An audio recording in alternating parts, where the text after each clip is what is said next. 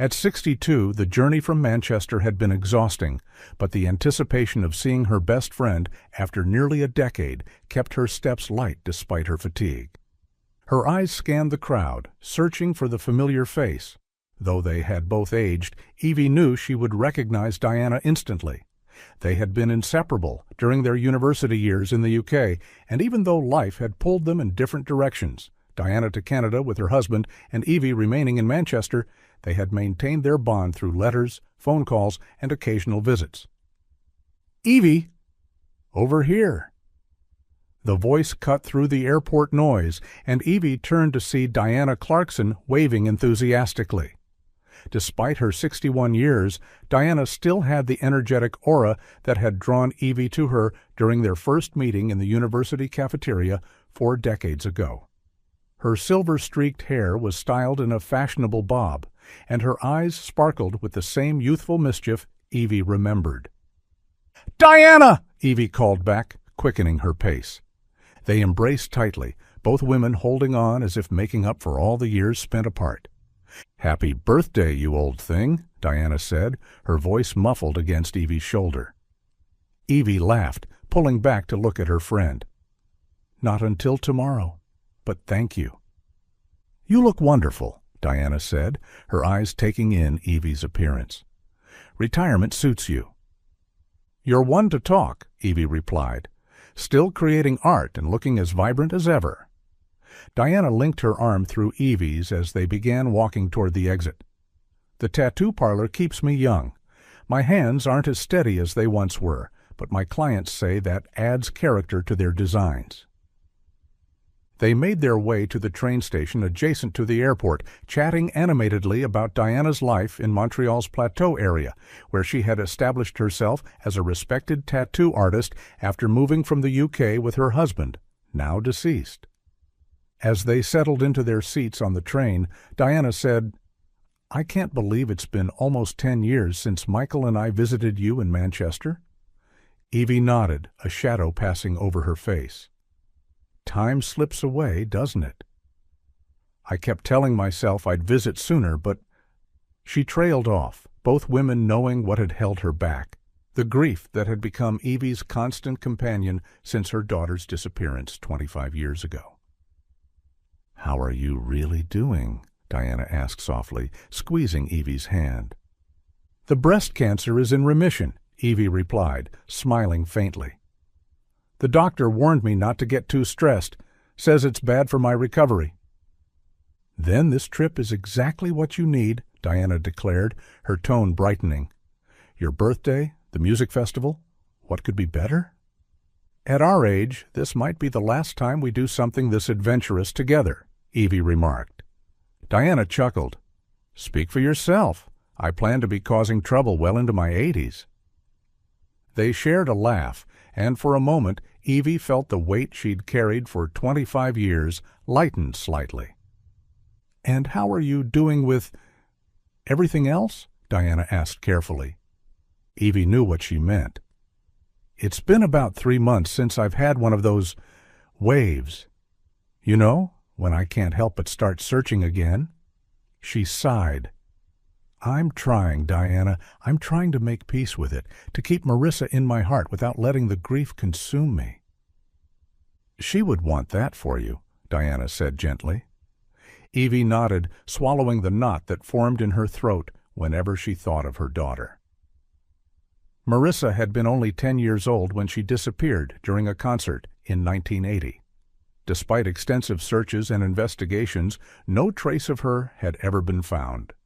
The pain had cost Evie her marriage, her husband unable to cope with the constant reminder of their loss, and had shaped every aspect of her life since.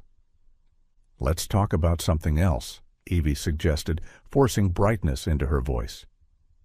"Tell me more about this music festival." Diana, understanding her friend's need to change the subject, reached into her bag and pulled out a glossy magazine. "Actually, I wanted to show you something. The festival has some incredible local artists coming, and there's this amazing tattoo designer I thought you might like."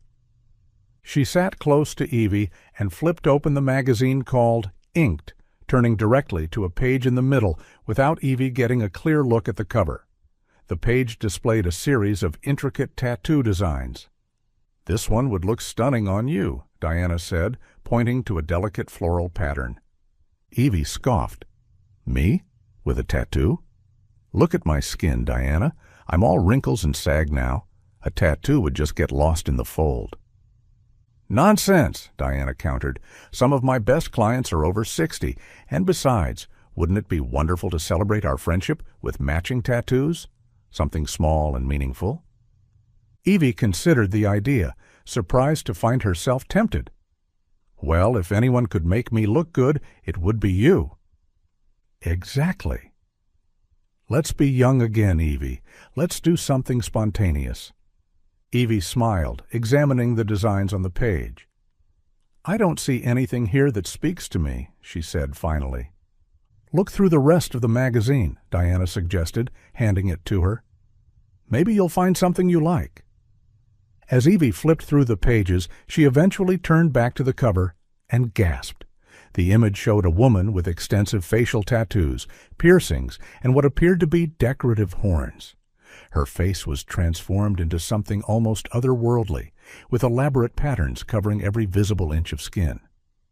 "Why would anyone do this to themselves?" Evie asked, studying the image with a mixture of fascination and horror. "She's made herself look like some sort of devil or monster." "It's just body art," Deanna replied, unfazed by the extreme modification. "Some people express themselves more dramatically than others." Evie was about to reply when something caught her eye, a colorful headband the woman was wearing. It featured a vibrant pattern with an orange guitar graphic and splashes of teal and pink. The sight of it sent a jolt through Evie's body. "That headband," she whispered, her voice suddenly strained. Diana looked at her with concern. "What about it?" "Marissa had one exactly like it," Evie said, her fingers trembling as they traced the image. "It was from her favorite band, Velvet Blaze. They gave it to her when we went backstage at their concert, the day she disappeared." Memories flooded back, the excitement on Marissa's face as they entered the crowded venue, the thrill when they were allowed backstage to meet the band, the pride Evie felt watching her daughter receive the treasured headband from her idols. And then the panic, the heart-stopping moment when Evie realized Marissa was no longer beside her, lost in the sea of concert-goers. "I was so absorbed in the concert," Evie continued, her voice thick with emotion. "So stimulated by the crowd, the music, I didn't realize she had wandered off until it was too late." Tears began to form in her eyes. "We never found her, Diana. Despite everything, we never found her."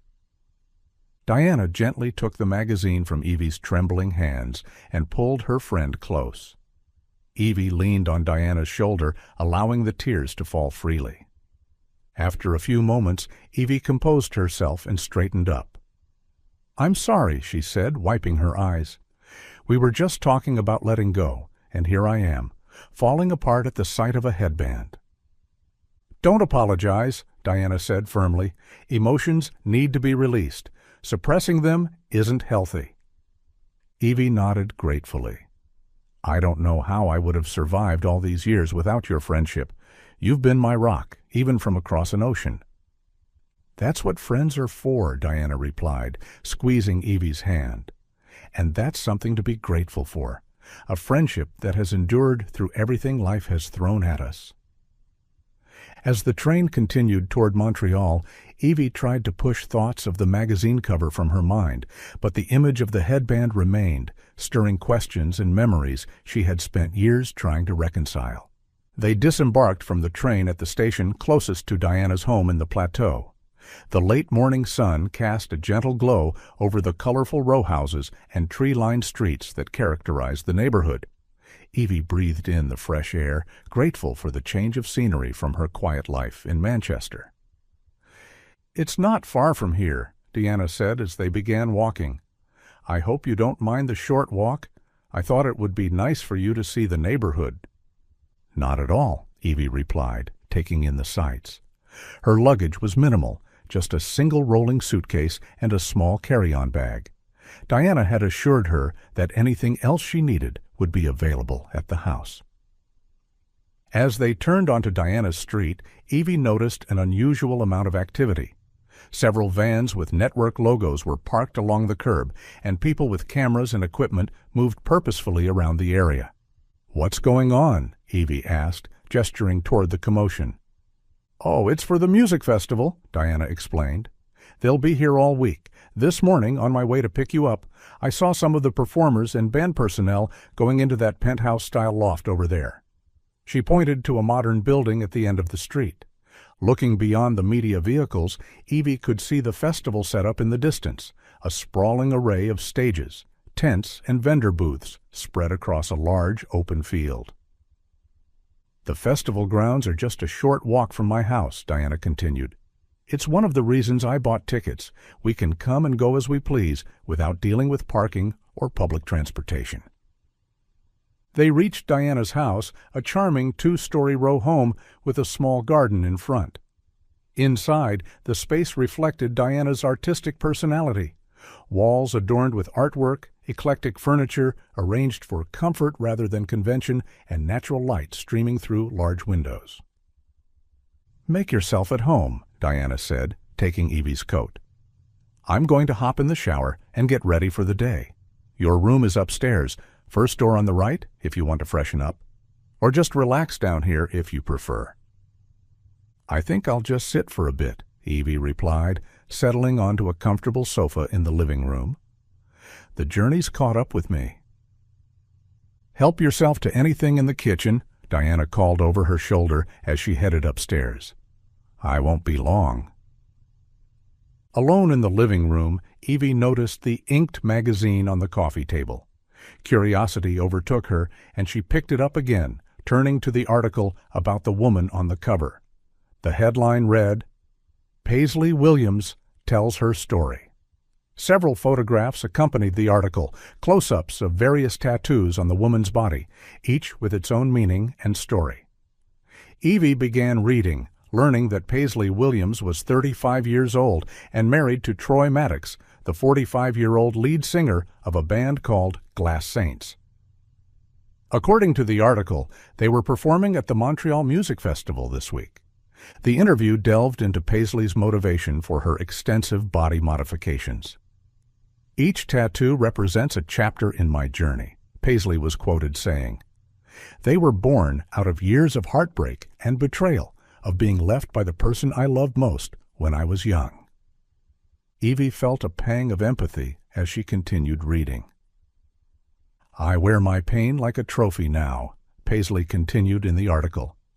"My body is a canvas that tells the story of how I became who I am, a new person forged from the ashes of abandonment." The words struck Evie deeply. She couldn't help but wonder if Marissa, had she survived whatever fate befell her, might have similar feelings of abandonment and betrayal. Would she blame Evie for losing her in that crowd? Would she have transformed her pain into something visible, as Paisley had? "What are you doing?" Diana's voice interrupted Evie's thoughts as she returned to the living room, her hair wrapped in a towel. "Just reading about this woman," Evie replied, holding up the magazine. "The one with the headband. Her story is quite moving, actually." Diana sat beside her, glancing at the article. "Many people experience hurt and abandonment in this world," she said thoughtfully. "We're lucky to have each other, and Paisley Williams is lucky to have her career and success. It's a form of justice, really, by God, or the universe." Evie nodded, looking again at the image of Paisley with the velvet blaze headband. "Do you think Marissa might be out there somewhere, living a whole life I know nothing about?" Diana squeezed her friend's hand. "I don't know, Evie, but I do know that wherever she is, she would want you to find moments of joy, like celebrating your birthday at a music festival with your best friend." Evie smiled gratefully. "You're right. And you know what? I think I will get that tattoo, something to commemorate this trip and our friendship." "That's the spirit!" Diana exclaimed, standing up. "Let me get dressed, and then we can head over to the festival grounds. I want us to look around before the main crowds arrive." As Diana disappeared upstairs again, Evie returned to the article, studying Paisley's features beneath the tattoos. There was something in her eyes that seemed familiar, a vulnerability at odds with her dramatic appearance. Or perhaps, Evie thought, she was simply seeing what she wanted to see, a connection to the daughter she had lost, a daughter who would now be about Paisley's age. Sighing, she closed the magazine and set it aside. Diana was right. This trip was about finding moments of joy, not dwelling on the past.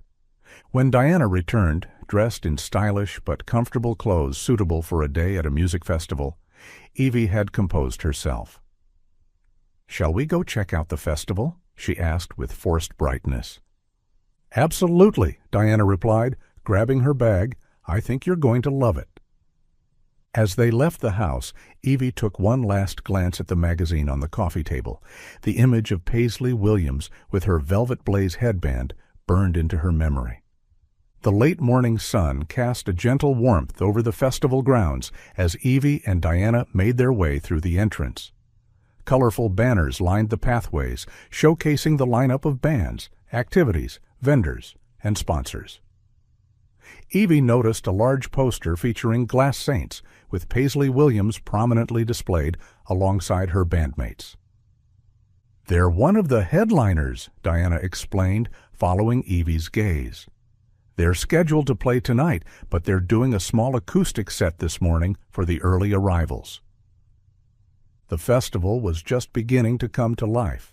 Staff hurried about making final preparations, vendors arranged their merchandise, and the early attendees, mostly locals as Diana pointed out, wandered the grounds leisurely. Music drifted from the open-air concert area where a small crowd had gathered to watch the morning performances. Around the main stage area, various tents and structures housed cafes, bars, food stalls, and merchandise vendors. A temporary building constructed of metal scaffolding and panels served as a rooftop lounge, providing a view of the entire festival from above. "This is quite impressive," Evie remarked, taking in the scene. "I haven't been to a music festival since Marissa." Diana squeezed her arm. "Then it's high time you experienced one again. Come on, let's grab a drink at that rooftop lounge before it gets crowded." They climbed the stairs to the rooftop, where comfortable seating areas were arranged around a central bar. The view was spectacular. The entire festival spread out below them, with the city skyline visible in the distance. After ordering drinks, they found a quiet corner with plush chairs. Diana raised her glass. "To your birthday, my dear friend, and to new memories." Evie clinked her glass against Diana's. "And to old friends who keep us young." As they sipped their drinks, Diana reached into her bag and pulled out a small box wrapped in silver paper with a blue ribbon. "I wasn't sure when to give you this, but I think now is perfect." Evie took the box, touched by the gesture. "Diana, you didn't have to." "Of course I did. It's not every day my best friend turns 62. Evie carefully unwrapped the package to reveal a delicate silver bracelet with two small charms, a palette representing Diana's artistic nature, and a book symbolizing Evie's love of reading. "A friendship bracelet," Diana explained. "We never had these in all our years of friendship. Now that we're old, I thought it was time." Evie's eyes misted as she fastened the bracelet around her wrist. "It's beautiful, Diana. Thank you." From their vantage point, they could see activity near the main stage. Evie pointed toward a group gathering near the steps leading to the platform. "Is that Glass Saints?" Diana squinted, then nodded. "Yes, I think they're preparing for their acoustic set." She added with a teasing smile, "Look at you, becoming a fan already." "It's not the band," Evie admitted. "It's just that woman, Paisley. I read about her in your magazine, but I've never heard them play." "Well, we're in luck," Diana said, finishing her drink. "I've got us VVIP tickets. frontline access when things really get going this afternoon, and backstage passes for meet and greets. Evie laughed. VVIP? We'll be the oldest people in the front row. Exactly. 2 grandmothers rocking out in the front row? We'll be legends. The thought amused Evie. It had been so long since she'd allowed herself this kind of carefree joy. Which bands can we meet? There are 2 meet-and-greet sessions, Diana explained. One this morning at 10:30, mainly for locals, and another after the evening performances at 10 p.m. for the general public. I thought we'd go to the morning one. We're old, we'd be exhausted by 8 p.m., and the night sessions are usually crowded with younger fans. You really planned this whole thing, didn't you? Evie said, impressed. I told you it would be fun, Diana said with a wink. And about that tattoo, nothing in the magazine seemed to catch your eye earlier, so I want to show you something else. I started working on a few designs before you got here. She reached into her bag, pulled out a sketchbook and pencil, tools she clearly took everywhere, and began to draw. While Diana sketched, Evie's attention was drawn to the main stage, where Glass Saints had begun their acoustic performance. From this distance, she could see Paisley Williams clearly, wearing the distinctive headband that had triggered Evie's memories on the train. Despite her initial prejudice against heavily tattooed rock musicians, Evie found herself captivated by Paisley's voice, a haunting, powerful sound that seemed at odds with her intimidating appearance. The artificial horns and extensive facial tattoos that had seemed so demonic in the magazine photos were somehow less frightening when paired with the vulnerable quality of her singing. She's quite talented, Evie remarked, surprised by her own reaction. Diana looked up from her sketching. Glass Saints has a huge following. Paisley's voice is part of their appeal, raw and emotional. We can meet her later if you'd like. Oh, I wouldn't know what to say to her, Evie demurred. Come on, we went backstage all the time when we were students. Remember those rock bands we used to follow around London? Evie smiled at the memory. We were different people then. Were we? Or have we just forgotten how to have fun? Diana showed Evie her sketch, a delicate design featuring intertwined vines with small flowers. What do you think? One for each of us, to symbolize our friendship growing across distance and time. It's perfect, Evie said, genuinely impressed. Where do we get these done? There's a tattoo booth on the festival grounds. Let's head down there after the performance. They watched as Glass Saints finished their set. The MC announced the next band, one of Diana's favorites from their youth. As Paisley and her bandmates prepared to leave the stage, there was a sudden loud noise from the speakers, causing everyone to wince. In the confusion, Paisley stumbled and fell on the stage, immediately collapsing into a fit of whooping coughs. Her bandmates and security personnel rushed to her side, helping her to her feet and quickly escorting her off stage. The incident happened so quickly that most of the sparse morning crowd barely registered it before the next band began setting up. What happened? Evie asked, concerned despite herself. I'm not sure, Diana replied, frowning. Maybe she tripped or had a coughing fit. Hopefully, she's all right. They finished their drinks and made their way down to the main festival grounds, heading toward the tattoo booth Diana had spotted earlier. A small line had already formed, each customer taking approximately 15 to 20 minutes. I didn't expect it to be this busy so early, Diana said with a sigh as they took their place at the end of the line. There are still 3 people ahead of us. Evie checked her watch. How long until the meet and greet? About 20 minutes, Diana replied, looking concerned. We won't make it through this line in time. She checked her watch again. What do you say we line up for the meet and greet first and come back here later for our tattoos? Or I could do them at my studio after the festival if you prefer. That sounds sensible, Evie agreed. I don't mind waiting. We have all week, after all. They abandoned their place in line and headed toward the backstage area where the morning meet and greet was scheduled to take place. When they arrived at the designated meet-and-greet area behind the main stage, Evie and Diana were surprised to find no line. The entrance to the backstage area was marked by a gated fence with a small security booth, but no guard was present and no other fans were waiting. "This can't be right," Diana said, checking the time on her watch. "The meet-and-greet is supposed to start soon." "Maybe we're in the wrong place?" Evie suggested. Diana shook her head. "No, this is definitely it. I confirmed the location yesterday when I picked up our passes." She looked around, perplexed.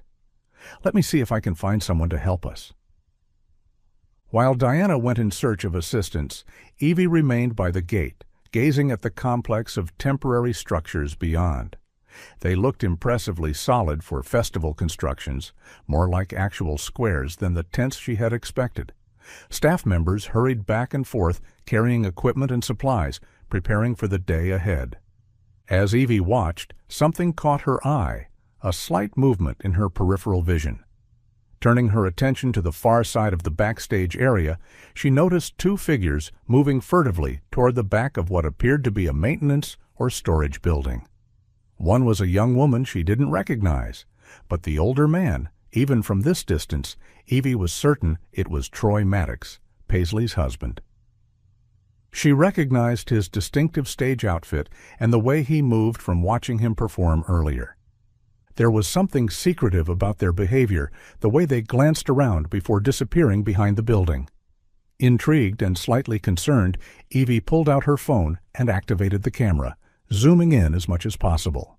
The image was shaky and blurred, but she could just make out enough to see the two figures exchanging something, small packages passing between their hands, even with their bodies partially hidden behind the building. As Evie continued to watch, the pair began kissing passionately, pressed against the wall of the building. Evie felt her heart sink. After reading about Paisley's history of heartbreak and betrayal in the magazine article, witnessing her husband's infidelity felt especially cruel. She had never been one to take an interest in celebrities or their personal lives, but something about Paisley's story had resonated with her.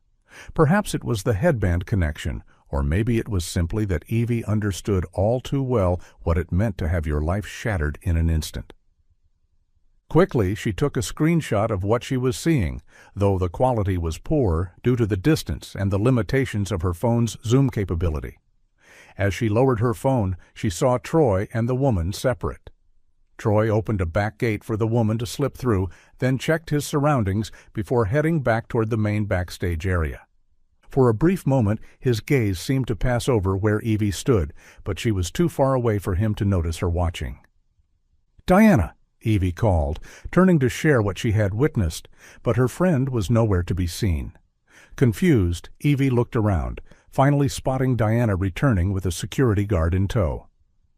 "There you are," Diana said as they approached. "I found someone to help us." The security guard, a tall man with a kind face, looked apologetic. "I'm so sorry about this," he said. "There's supposed to be someone stationed here for the morning meet and greet, but there must have been a scheduling mix-up." "Is the meet and greet still happening?" Diana asked. "Yes, of course," the guard assured them. "The morning session is typically much quieter than the evening one. It's mostly for locals and special guests."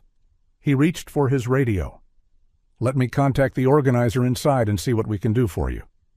While the guard spoke into his radio, Diana leaned close to Evie. "What were you looking at when I came back? You seemed very focused on something." Evie hesitated, unsure whether to share what she had seen. Before she could decide, the security guard returned his attention to them. "Which band are you here to meet?" he asked. Diana glanced at Evie, then back to the guard. "Well, I'd love to meet the Resonators. They were one of my favorites when I was younger, and my friend here is interested in Glass Saints." The guard relayed this information over his radio, waiting for a response. After a brief exchange, he nodded and turned back to them. "The organizer says they can accommodate you. Follow me, please." He unlocked the gate and held it open for them. As they passed through, Evie found herself scanning the area for any sign of Troy Maddox, but he had disappeared. "Is everything all right?" Diana whispered as they followed the guard toward the backstage complex. "I need to show you something," Evie replied quietly. "But not now. Later." The security guard led them to a sturdy temporary building and handed them off to a festival organizer, a young woman with a clipboard and a headset. "Welcome to the backstage area," she greeted them warmly. "It's not often we have guests for the morning meet and greet. Which band would you like to meet first?" Diana deferred to Evie with a glance. "It's my friend's birthday today. I think we should meet Glass Saints first, if possible." The organizer smiled. "That's very sweet. Happy birthday." She consulted her clipboard. "Let's see if we can arrange that for you." As the organizer stepped away to make arrangements, Evie turned to Diana. "You didn't have to do that. I don't even know their music." "But you seemed interested in Paisley," Diana replied, "and I saw how you reacted to the headband. Sometimes facing these connections to the past can be healing." Evie wasn't sure about that, but she appreciated Diana's intention. While they waited, she debated whether to show Diana the photos she had taken of Troy's indiscretion. Before she could decide, the organizer returned, her expression apologetic. "I'm so sorry," she said. "There seems to be a situation with Paisley Williams. She fell on stage earlier, as you might have seen, and she decided to stay in the nap room to rest. But now we can't seem to locate her." "What do you mean?" Diana asked, concerned. "A staff member said she left the nap room, saying she was going to her team's room, but when we checked, she wasn't there." The organizer shrugged helplessly. "I'm sure she's fine, probably with her husband somewhere. Would you like to meet the other members of Glass Saints instead? Or we could start with the Resonators while we try to locate her." Evie and Diana exchanged glances. "Let's meet the Resonators first," Diana suggested. "They were my favorite band when we were in university." The organizer nodded and began leading them down a corridor. "Follow me, please. They're just finishing up some press interviews, but they're excited to meet fans." As they walked, Evie turned for one last look over her shoulder, her gaze drawn to a window that overlooked the backstage area. Through it, she could see Troy Maddox standing outside, smoking a cigarette and talking intently with two men who appeared to be bodyguards. His expression was serious, agitated, and at one point he handed something to one of the men. Money, Evie was almost certain. Of Paisley Williams, there was no sign. The organizer led them through a maze of corridors within the temporary structure. Despite being constructed for the festival, the building felt remarkably solid and permanent, with proper doors, sound-dampening walls, and even air conditioning.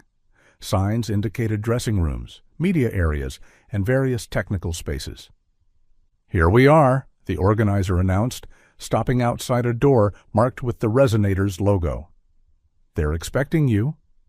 Diana's face lit up with anticipation. "I can't believe I'm actually going to meet them after all these years. I used to have their posters all over my university dorm room." The organizer knocked on the door, and after a brief exchange with someone inside, she turned back to them with a smile. "They're ready for you now. Enjoy your meet and greet." As the door opened wider, Evie touched Diana's arm. "I'm sorry, but I need to use the bathroom. You go ahead." Diana looked confused. "Can't it wait? This is the moment we've been waiting for." The band members were already visible inside the room, smiling and waving them in. Evie knew Diana couldn't back out now without appearing rude. "It's fine, really," Evie insisted. "I'll be quick and join you in a minute." Diana hesitated, then nodded. "All right, but don't be too long. This is your birthday celebration, too." As Diana entered the room, the organizer pointed Evie toward a restroom down the hall. "There's one just around that corner. Do you need me to show you?" "No, thank you," Evie replied. "I'll find it." The organizer nodded. "I'll wait here for you to return." Evie walked in the direction indicated, but as soon as she turned the corner and was out of the organizer's sight, she changed course. Instead of heading to the restroom, she made her way toward an exit sign, determined to follow her instincts. Outside, the brightness of the day momentarily blinded her. Blinking to adjust her vision, she scanned the area for Troy. She spotted him finishing his conversation with the bodyguards, the three of them parting ways. Troy appeared jumpy, constantly looking around as if afraid of being observed. When the bodyguards were out of sight, he began walking purposefully toward the back of the maintenance building, the same one where Evie had seen him with the unknown woman earlier.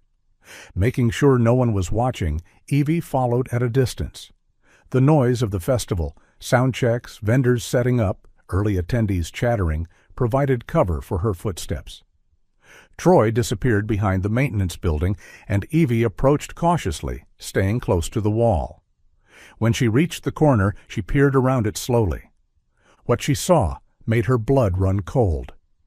Paisley Williams lay on the ground, struggling to breathe as her body convulsed. Troy crouched beside her, but rather than offering assistance, he appeared to be holding her down, his hands firmly gripping her shoulders to keep her pinned in place. Evie's instincts kicked in immediately. Without thinking, she pulled out her phone and dialed 911. 911, what's your emergency? The dispatcher answered promptly. I need an ambulance at the Montreal Music Festival, Evie said, her voice urgent but controlled. Behind the maintenance building, a woman is having what looks like seizures, and, hey, who are you? What are you doing here? Troy's voice cut through her call as he noticed her presence. Evie backed away as Troy stood up and started toward her. You tried to kill her, she shouted, pointing at Paisley's shaking form on the ground. Troy's face contorted with rage and fear. You don't know what you're talking about, he snarled, advancing on her. Get out of here. Evie continued backing away, her phone still connected to the emergency dispatcher. Please help, she called into the phone. I'm at the festival behind the maintenance building. A woman needs medical attention immediately. Evie? A voice called from behind her. What's going on? Evie turned to see Diana and the event organizer hurrying toward her, concern evident on their faces. Troy stopped in his tracks, clearly alarmed by the arrival of more witnesses. He looked frantically from Evie to Diana to the organizer, then back at Paisley, who continued to convulse on the ground. This is a misunderstanding, he began, his tone abruptly shifting to something more controlled.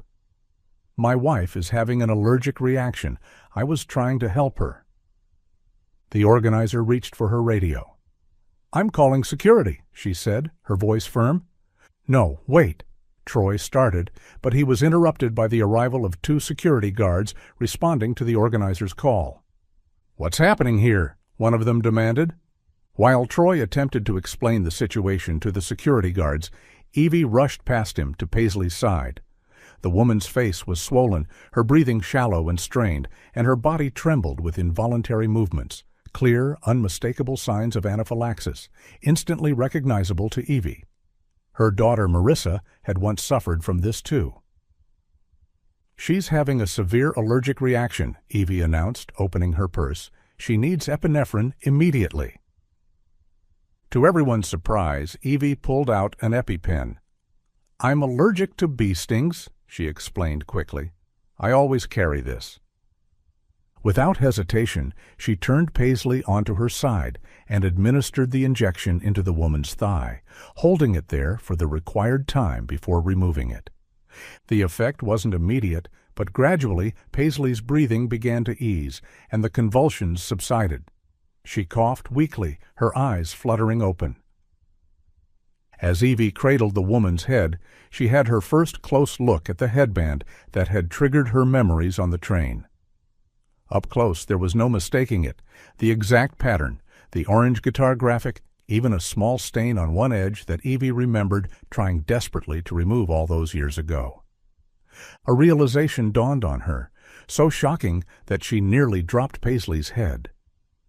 Mary Blaze, Evie whispered, the word escaping her lips before she could stop it. Paisley, still dazed from her reaction, froze at the word. Her eyes, previously unfocused, suddenly locked onto Evie's face. What did you say? She asked, her voice a hoarse whisper.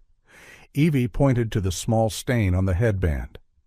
I tried to wipe that stain so hard, but it wouldn't come out, she said, her voice trembling. "It was so stubborn. We even brought it to the bathroom and tried to wash it with soap, but it wouldn't disappear." Paisley's eyes widened in shock and recognition. "You were so disappointed because you had just gotten that headband from your favorite band, Velvet Blaze," Evie continued, tears beginning to stream down her face. "To cheer you up, I called it Mari Blaze for Marissa, your name, and Velvet Blaze." The silence that followed was profound, broken only by the distant sounds of the festival and the approaching sirens of an ambulance responding to Evie's 911 call. Paisley's expression shifted, from confusion to shock, then to something far more painful: anger. She pulled away from Evie, forcing herself upright despite the visible strain. "Who are you?" "Marissa?" "It's me, Evie, your mother." Paisley shook her head slowly, her eyes brimming with hurt. "If you're really my mother, where were you? And what are you doing here?" she asked, her voice cracking. "Why did you leave me that night? They told me you didn't want me anymore." The accusation struck Evie like a physical blow. "Leave you? Marissa, I never left you. You got lost in the crowd. I searched everywhere for you. I never stopped searching, even after the police and everyone else gave up." Paisley, or Marissa, as Evie now knew her to be, shook her head in disbelief. "I'm Paisley now. If you kept searching for me, you would have found me," she said bitterly. By now a small crowd had formed: Troy, the security guards, Diana, the event organizer, and several fans who had come for the meet and greet. All eyes were fixed on the unfolding scene between Evie and the woman known as Paisley Williams. "Who told you that?" Evie asked, her voice breaking. "Who told you I abandoned you?" Paisley's gaze shifted to Troy, who stood a few feet away, his face a mask of controlled concern that didn't reach his eyes. "You," she said, her voice gaining strength as she pointed accusingly at her husband. "You always told me my mother abandoned me, that you found me and helped me." Her eyes narrowed. "And just now, you tried to kill me." Troy's facade cracked slightly. "What the hell is this?" he demanded, looking around at the onlookers. "This is all a misunderstanding. I was trying to save my wife when this woman," he pointed at Evie, "got in the way." "Cut the bullshit," Paisley snapped. "You had to have put something in my breakfast. That's why I collapsed on stage, why I suddenly got dizzy. Then you dragged me out here from the nap room and didn't even help. You restrained me. You knew about my allergy and made sure I didn't have my bag with my EpiPen." The arrival of police officers responding to the disturbance added to the tension. As they approached, Troy's demeanor became increasingly agitated. "She's delusional from the reaction," he insisted to the officers. "I was trying to help her." Evie stepped forward. "That's not true," she said firmly. "I saw him earlier paying his bodyguards for something." She pulled out her phone. "And I saw him with a young woman behind this same building, exchanging what looked like drugs and being intimate." Paisley's eyes widened in disbelief. "You did what?" she breathed, stunned. Evie showed the blurry photos she had captured earlier to the police. While not clear enough to be definitive proof, they were suggestive enough to raise serious questions. One of the police officers turned to the bodyguards who had remained nearby. "Is this true? Did he pay you for something?" The bodyguards exchanged uneasy glances, their loyalty clearly faltering under the weight of police scrutiny. When Paisley urged them to tell the truth, reminding them that their allegiance was to the band, not just to Troy, one of them finally stepped forward. "He paid us to—" He hesitated, then continued. "To get rid of her body, take it to the forest where no one would find her." He reached into his pocket and pulled out an envelope, which he handed to the officer. "He gave us this as a down payment. There's more when the job was done." The revelation sent a ripple of shock through the gathered crowd. The police officers moved quickly to restrain Troy, who suddenly seemed to realize the gravity of his situation. As they handcuffed him and read him his rights, his composure completely broke down. "You're getting uglier every year," he yelled at Paisley. "Look at you, with that horn, that tattoo all over your body. I told you I don't like them. You're a monster, a wretched woman who can't even show gratitude." His voice grew louder, more desperate, as the officers began to lead him away. "I found you lost in that Manchester concert 25 years ago with my friends. I was just a young man back then, 20 years old, and you were 10. We took you in because you looked so cute and had a beautiful voice and face." The officers attempted to silence him, warning that anything he said could be used against him, but Troy no longer cared. The lead officer raised a hand to halt the others, allowing Troy to speak. "It was supposed to be just a fun thing before I helped you return to your parents," he continued. "But the more I heard you sing, the more I wanted to keep you for my band that me and my friends were just working on. We had a studio, so we kept you there all the time." Evie felt sick listening to the confession, imagining her 10-year-old daughter held captive by a group of young men with no concern for the devastation they had caused. "You kept crying for your mother," Troy went on, "and we were afraid, so we told you your mother abandoned you so you'd be quiet. But we were nice to you. We trained you, perfected your pitch. You became part of our team and family." His voice took on a reminiscent quality, as if he were telling a fond story rather than confessing to a kidnapping. "When you got older, we knew we couldn't keep you there, so we had to move you somewhere you wouldn't hear about your mother looking for you, to Canada. It was a long process, but someone helped us, one of my friend's family, to falsify all your documents. But then our band got disintegrated because that family got caught by police. I feared the police would find you based on the tracked document, so I left across the country and formed a new band, Glass Saints." His final words were hurled over his shoulder as he was pushed into the back of the police vehicle. "Don't blame me, Paisley. You never searched for your mother. You just believed everything we told you, and you married me because you said you loved me. But now you're just a proud, ugly pig." The police car door closed on his tirade, leaving a stunned silence in its wake. One of the remaining officers addressed the crowd. "We'll need statements from all witnesses. For now, this area is a police investigation site." He turned to the event organizer. "I'm afraid the Glass Saints performance will have to be canceled." The organizer nodded, already reaching for her radio to communicate the change to the festival staff. Paramedics who had arrived with the police approached Marissa, offering to examine her after her anaphylactic reaction. She allowed them to check her vital signs, but refused to be transported to a hospital. "I'm fine now," she insisted, though her voice was still raspy. "The epinephrine worked." Her gaze returned to Evie, who stood nearby, her face etched with a mixture of joy and sorrow. Despite the revelation that Paisley Williams was her long-lost daughter, Paisley made no move to embrace her mother. There was too much to process, too many years of believing a lie to simply accept the truth in an instant. "The police will need to speak with both of you," an officer told them. "We can take you to the station now for formal statements." Evie nodded, never taking her eyes off her daughter.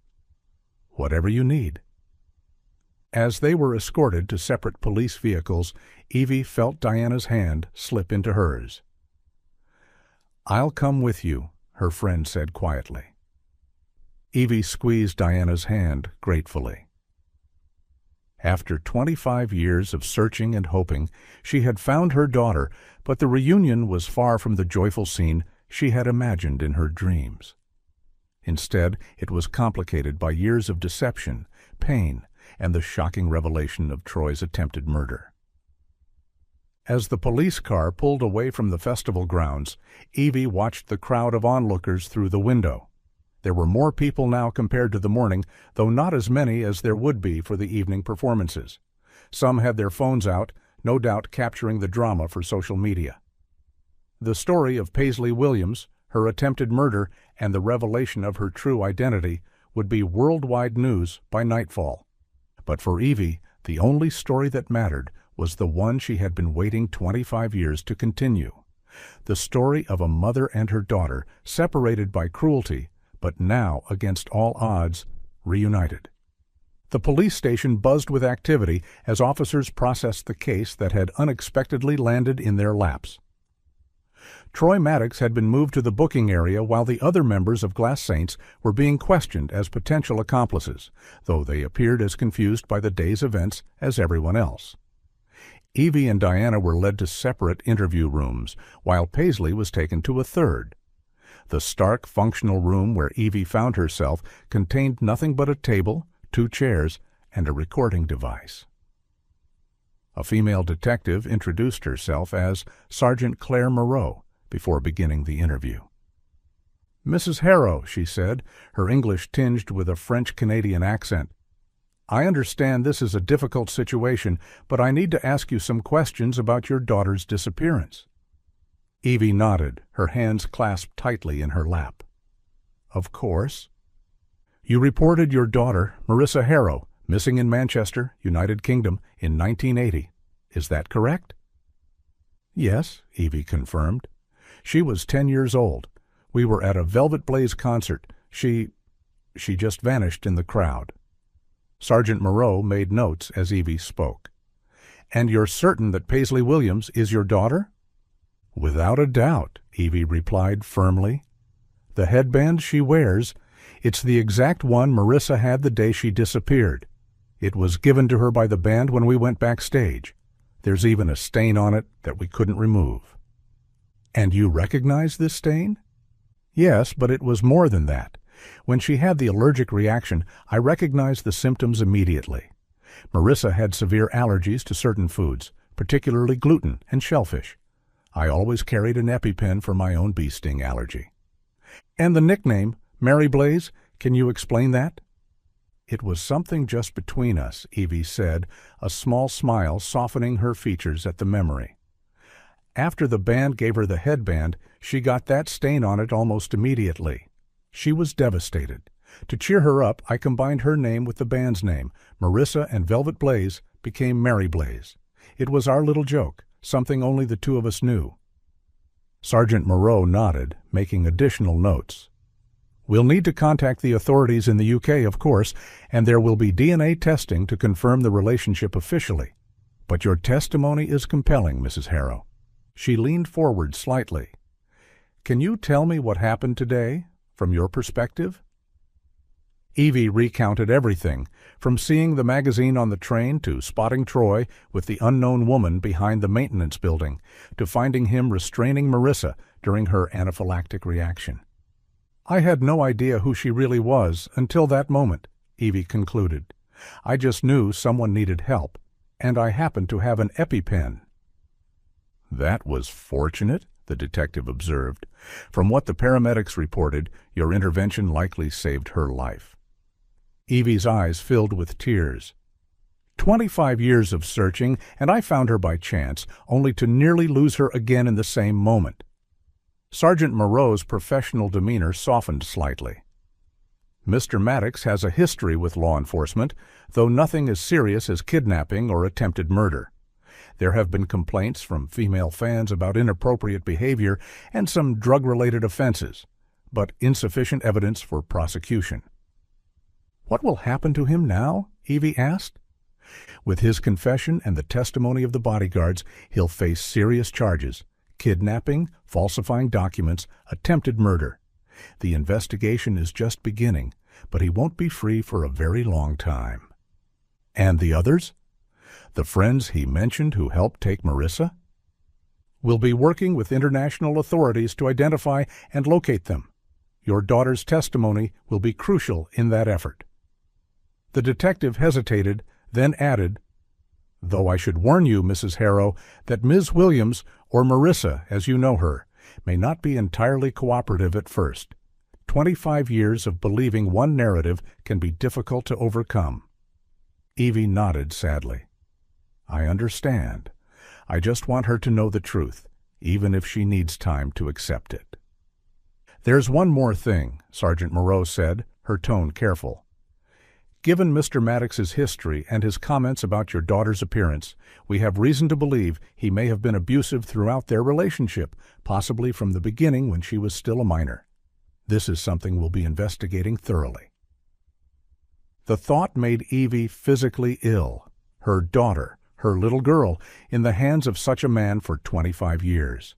It was almost too much to bear. After completing her statement and signing the necessary forms, Evie was escorted to a family waiting room to rest until further questioning might be needed. To her surprise, Paisley was already there, seated in a chair by the window, her elaborate makeup smudged from the day's events. Diana was nowhere to be seen, presumably still giving her own statement. Evie hesitated in the doorway, unsure whether her presence would be welcome. Paisley turned at the sound of the door, her expression guarded. For a long moment, neither woman spoke. Then, finally, Paisley broke the silence. "I'm sorry I didn't believe you," she said quietly. "About not abandoning me. After being separated for so long, I chose to believe Troy's word instead." Evie took a tentative step into the room. "You had no reason not to believe him. He was the only constant in your life after that day." Paisley laughed bitterly. "Some constant. Troy was right about one thing. Look at me. I'm just an ugly, broken woman." "No," Evie said firmly, approaching slowly but stopping short of touching her daughter. "You're a beautiful, talented woman with a whole life ahead of you. You're 35 with a blossoming career. It doesn't have to end because of Troy." Paisley looked up, studying her mother's face. For the first time since their reunion, something softer entered her expression. "You look old now," she said. "I still remember you were so young back then." "Mom," the word mom sounding strange on her ears after so many years. She reached up to touch her head where the headband had been, now kept by police as evidence. "I guess a part of me was still holding on to you. That's why I could never throw the headband away, why I wore it everywhere I went." A small smile touched her lips. "Remember that day when we went backstage and met Velvet Blaze, and they gave me the headband? You tried so hard to get me that access because you forgot to register for the VIP tickets." Evie nodded, tears welling in her eyes at the shared memory. "I asked around and offered to buy that access from whoever wanted to give it up. Luckily, that one person let me buy it from him." Paisley chuckled, and in that moment, despite the tattoos and piercings that transformed her appearance, Evie could see her 10-year-old daughter's smile. "I'm sorry I'm not your little girl anymore," Paisley said quietly. Evie couldn't hold back any longer. She crossed the remaining distance between them and knelt before her daughter's chair, taking Paisley's hands in hers. "You are always my beautiful daughter, no matter what." Tears streamed down both their faces as Marissa leaned forward, allowing herself to be embraced by the woman she had believed had abandoned her a quarter-century ago. The door opened, and Diana entered, pausing at the sight before her. "Well," she said softly, "I'd say this is the best birthday present ever."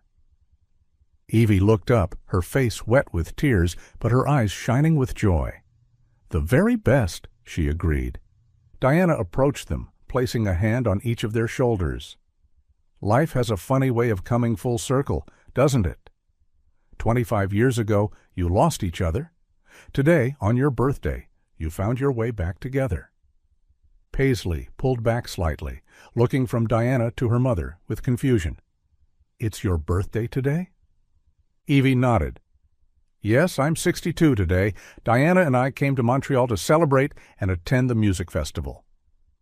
"I had no idea," Paisley said, a new wave of emotion crossing her features. "All these years. I didn't even know when your birthday was. There's so much I don't know about you, about my real life before Troy." "You were still young back then, but we have time now," Evie assured her, squeezing her daughter's hands. "All the time in the world to get to know each other again." "I don't even know who I am anymore. My whole life, my career, my identity. It's all been built on lies," Paisley said, suddenly looking vulnerable despite her fierce exterior. "You are who you've always been," Evie told her firmly. "Talented, strong, resilient. The circumstances of how you got here may have been built on deception, but what you've made of yourself, your music, your art, that's all real. That's all you." Diana nodded in agreement. "Your mother's right. You've created something powerful from your pain. Now that you know the truth, you can build something even stronger." For the first time that day, Paisley smiled fully, a genuine expression that transformed her face from intimidating to radiant. And in that smile, Evie saw her 10-year-old daughter, the little girl who had disappeared 25 years ago, the child she had never stopped searching for. Diana, watching them from the opposite seat, smiled contentedly. "You know," she said, "when we planned this trip, I promised you a birthday to remember, Evie. I think we can safely say I delivered." The spontaneous laughter that filled the room was perhaps the most healing sound of all. Three women bound by a remarkable journey, facing an uncertain future, with the shared knowledge that whatever came next, they would face it together.